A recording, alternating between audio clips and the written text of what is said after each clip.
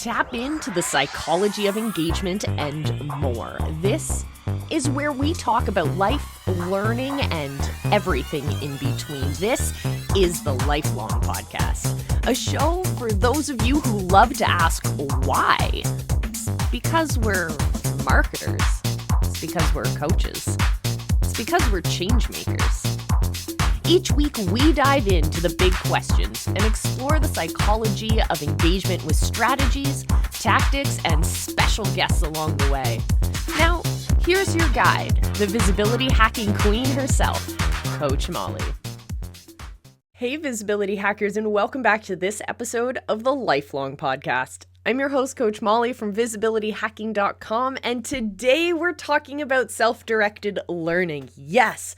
Okay, so this season of the Lifelong Podcast, if you're new here, we are talking about the psychology of engagement. This is a season for all of your course designers, your coaches, your digital marketers, your instructors, your program designers, and so much more, because we're going to be diving in not only to different psychological tricks and tools that you can use to help make sure that your students and your clients are getting those tangible results, not only from your program, that specific skill that you're teaching, but they're also then able to apply that same learning to different aspects of their life or their business. This is how we create deep communities. This is more than just following an attractive character. This is developing into that best character as well. There's so much tied into this. That's why we've decided to spread it out throughout the entire season and not just do one episode about it. So follow along. You can subscribe to us on all of your favorite podcast platforms. You can watch us in video format on our YouTube page, and you can become an official visibility hacker today at visibilityhacking.com. Self-directed learning is something that has changed my life, and I guess I should start by sharing that story with you guys. So when I was in high school, I started out at a traditional high school, the one down the street from my parents' house, and I just didn't fit in. That formalized structure just wasn't for me. I was the kid who would finish my history essay in 15 minutes and then just spend the next couple hours deep diving on some other topic that might be tangentially related. I was very much that overachiever. I had this different way of thinking, and I really was bored with what was happening in my classroom. And so I started by looking for courses online. This is back many, many years ago, long before we had a lot of online options. And what I found just wasn't meeting the course requirements that I needed in order to graduate quicker. And so what I ended up doing was I fell upon this alternative school, this school that allowed us a completely different philosophy when they were teaching. And I talk about this school so often because it literally changed my life. And at this school, we as students were individually challenged by our teachers to do things that were going to push us each on that individual level. And I've talked about this before. In my final year of school, we had a presentation that we needed to give in English class. And for me, I like to talk. It's not too difficult for me, but for my best friend, getting up in front of the class and just asking a question was difficult enough. So my friend was given a much shorter presentation compared to my extensively long one. But that was because it challenged us each from the space that we were when we walked in. And I thought that was really, really interesting. Our learning outcomes were both the same. It's just the path we needed to take was different to get there. And that is self-directed learning in a nutshell. Yes, that example that I gave you is a lot more structured because it existed within a classroom framework, but it allowed for the same learning to happen. And my journey on that project was really fantastic, and we were able to connect. I had 24 hours that I had to talk for. 24 hours, that's an entire month of English class. And what my project was on, it was on poetry, Canadian contemporary spoken word. And throughout the different days that my presentation was going on, at some points I had brought in poets to present to the class. In other times, I brought different poets in to help workshop with the students. I ran workshops with the students. We created a listening room where for an entire day's worth of presentation, we sat in a dark room and just listened to these poets and listened to these pieces. And I tried to use different ways of learning to help connect with the people who learn better by listening, to connect better with those who learn better by reading, to connect better with those who learn better by doing. And it was through that process that I realized the power in self-directed learning.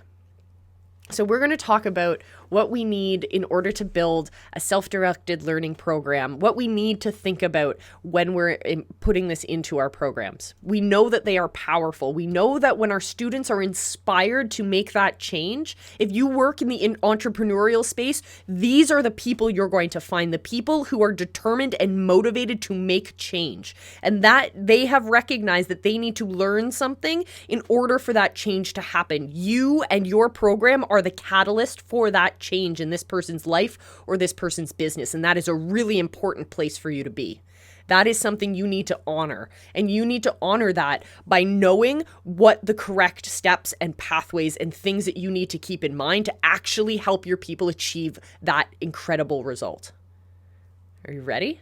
So there's 4 things that we need to make sure that we have before the project even begins. Or while self-directed learning is going on, there's 4 things we need to think about. And the first thing, before any actual learning happens, is we need to assess the learner's readiness.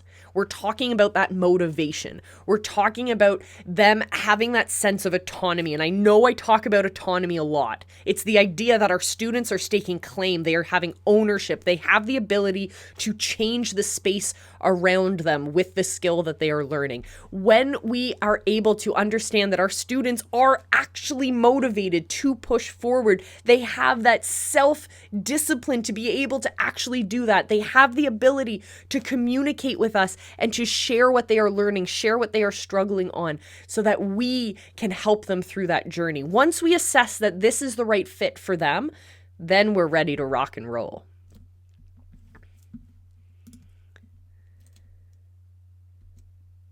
The next thing we need to keep in mind in this process is setting goals. I talk about setting goals with so many different learning styles, but this is important if we actually want to achieve something. So if you've designed your program correctly, you have tangible results that you know you can get your people. So that can be part of the goal system. The other part of setting goals is understanding the reality of where you are when you're starting. And this can be really hard for people to do. It requires self-reflection. It requires them to go, all right, where am I? What is the reality of my situation? And what do I need to do in order to move through that? And hopefully your program is the solution for them to get from where they are to where they want to be. We're talking here about creating the right sequence for them to learn this stuff. We're talking about understanding timelines for learning. We're talking about making sure that we have the materials we need to learn this. So when you're creating your courses, make sure you have a resource page so that they have what they need to accomplish this project. We also want to make sure that we have a timeline of when meetings are happening so that they know when they can ask for feedback and what that process is going to look like. Now we get into really, really rocking it, the actual process of learning. So we've identified where we are, we've identified where we want to be, and we figured out that there are things we need to learn in order to get there. This is where we actually go do that. This is where we start studying and learning and deep diving and binging on YouTube videos. But hopefully this is where they're actually diving into your content to learn more about what they need to learn.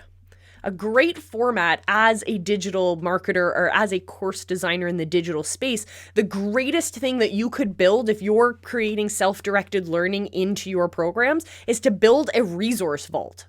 Create a space like a Netflix style experience so your students can go in and learn about live streaming stuff. They can learn about the psychology of engagement if they need to. They can build their foundations and understand who they are and build those stories. These are things that you can do in the Visibility Vault from visibilityhacking.com, for example. We have a vault for our students to go, all right, do I need to learn about Facebook ads? Well, that's where I need to be. Do I need to learn about building my authority and presenting myself as a better attractive character? Well, there's resources for that. Do I need to really understand how to create a webinar and how to do it in an effective way that's going to lead to conversions? Well, we have a path for that as well. Creating an actual environment that allows your students to have that self-directed learning experience is vital if you actually want this to happen in your programs. You want people to keep coming back to that space to learn instead of just signing into your course once, looking at it and going, I don't like that pace, that doesn't work for me, and never coming back. You want to get results for your people. You want them to feel that accomplishment from your program because you want them to then evangelize your brand. You want them then to recommend you to the next person they meet on their journey that is facing that same challenge. You want them to talk about your experience, your brand, the experience they had with your brand in a positive light. And that comes from actually helping them solve the problem that they've identified they have, helping them get those goals. We also need to look at, there's different levels of engaging in that content when we're deep diving. So you could, at one level, you could be very strategic and you could say, all right, I need to know X, Y, and Z. And those are the strings that you're connecting when you're learning about something. So this is where you're creating that list of tasks or lists of topics that you need to deep dive. We also could do a very surface level approach. And this is when you're like deep diving on Wikipedia, for example. You're just browsing through, you're clicking on the links, you're getting this understanding of how the system works. But you're not really becoming an expert on any of it. You're just getting that high level understanding. So that's when we take a surface approach.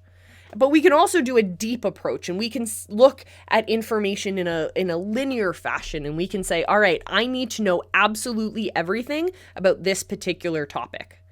And actually, a lot of people will go through their learning process and they'll use just one of these strategies. But it's when we find a blend of all three of them that we're able to first identify that strategic understanding of what do I need to know.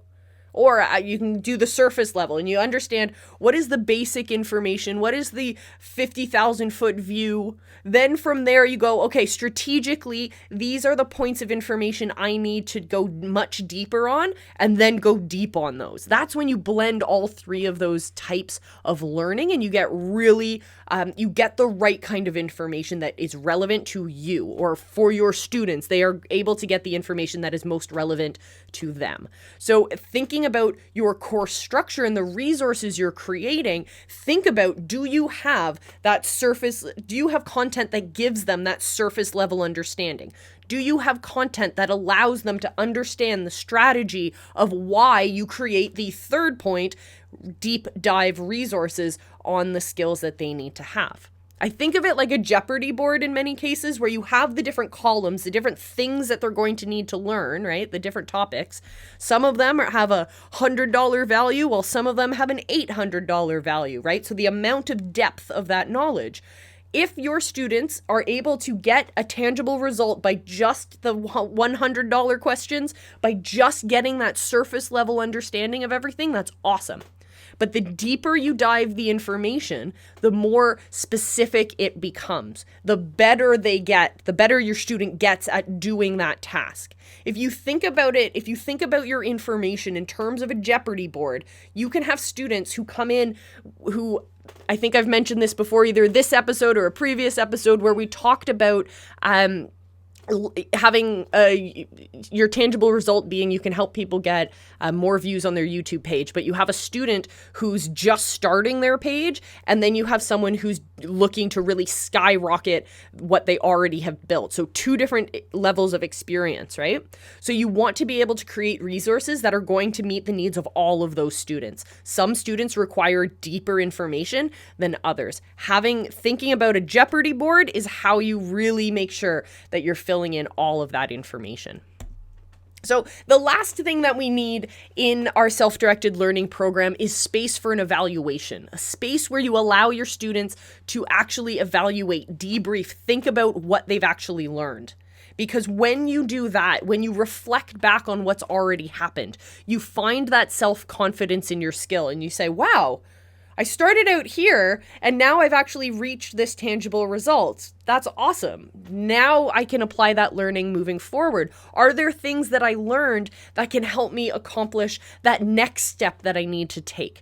It's looking at how did I use materials? What action steps did I take? What problems did I come into and how did I overcome those? Or did I actually walk away from them? Is that for the next challenge? Is that the next challenge for me to overcome? So looking for those spaces of self-reflection, because the learning model just continues around in a circle again. Because say you started out in the program as a student who has no YouTube channel whatsoever. You've gone through this process and now you have your first few views on your channel. You've set it all up. Now you're ready for round 2. Your identification of your assessment of your readiness to learn is going to be different. Maybe you're settled where you are right now and you're going to focus on a different area of your business. Or maybe you're on fire and you're excited and you really want to take that next step and really push it to the next level. Well, now you're going to be going deeper and deeper into that Jeopardy board, right? Deeper dive into that same information the more rounds you go through this. So it's understanding that at any point once you've finished a cycle, you can step out of the game. You can stop being part of the self-directed learning model. But if you really want to if you're a ride or die and you really want to change the world, you're going to continue that cycle over and over and over again.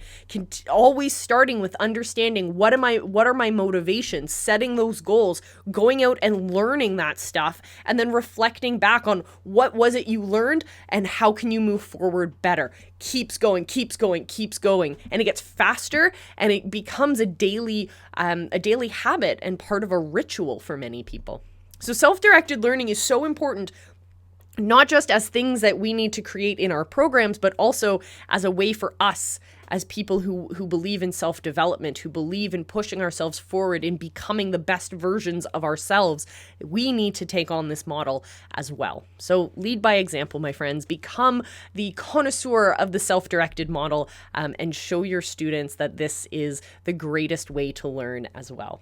Oh, so excited. All right, guys, thank you so much for joining me for this episode of the Lifelong Podcast. I'm your host, Coach Molle from visibilityhacking.com, and I would love if you visited me at visibilityhacking.com and became an official visibility hacker. We got tons going on in the community, and I can't wait to share it all with you. Thank you guys so much for joining me. I will see you in our next episode. Until then, remember, I love you, and be excellent to each other.